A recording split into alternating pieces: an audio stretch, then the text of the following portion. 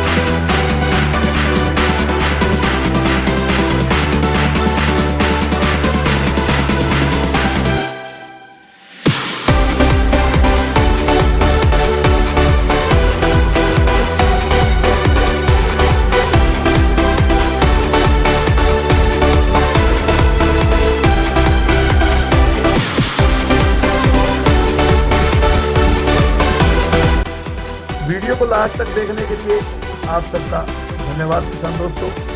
अगर आपने हमारे YouTube चैनल मंजीत सिंह टोहाना को अभी तक सब्सक्राइब नहीं किया है तो please subscribe, like and share जरूर कर दीजिए और साथ में बने घंटी के बटन को प्रेस कर दीजिए ताकि आने वाली हर वीडियो सबसे पहले आपके पास पहुंचे।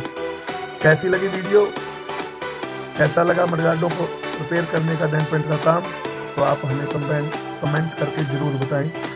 तो मिलते हैं आने वाली एक नई वीडियो के साथ। जय जवान जय किसान।